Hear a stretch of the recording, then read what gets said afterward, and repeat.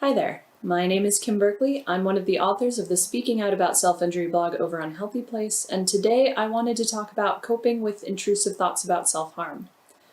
Now, this is something that I personally struggled with a lot when I was self-harming actively, and even to this day, I do still find it a challenge sometimes to kind of deal with these thoughts that are not only unwelcome, but often unexpected and can be very distressing.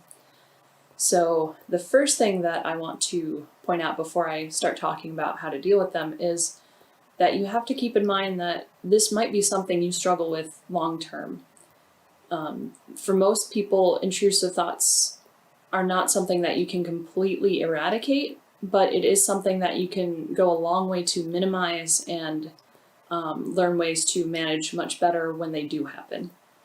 So, for me, the first thing that I found really helpful was mindfulness. Mindfulness techniques like yoga or meditation or even simple breathing exercises go a really long way toward cultivating a sense of calmness and overall well-being. And this, in turn, sets you up to be better able to cope with something like intrusive thoughts. It not only does it make them less likely to happen because you're in a better state of mind, but when they do happen, you feel a little bit stronger and a little bit more able to cope with them when they do. Now, this is something that ideally you want to practice regularly, so you might want to try meditating every morning before work, or implementing a yoga practice every day or other day, or even once a week. Whatever you can do right now, even if it's something small, can make a big difference in the long run. The other thing that I found really helpful is cognitive behavioral therapy. Now, this is something that I strongly recommend you work with a therapist on rather than on your own, because especially if you don't have a background in psychology or you don't have a lot of familiarity with therapy or specifically CBT, it can be a little bit challenging to work through it completely on your own.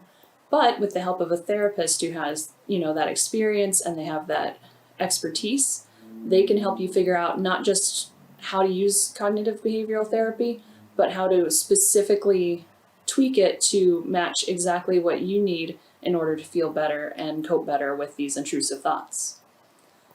Something else I found really helpful in this regard is not just to work with a therapist on it, but I do also work with it on my own using a workbook that I purchased.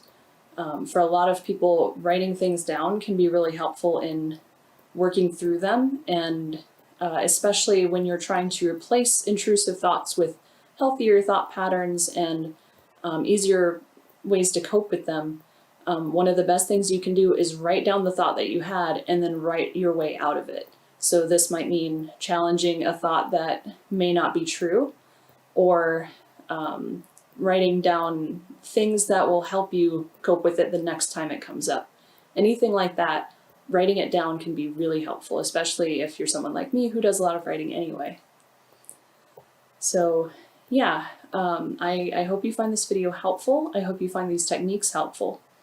If you have any comments, questions, concerns, or anything else you'd like to say to me, I will be watching the blog, so please leave a comment if you'd like to say anything about this post.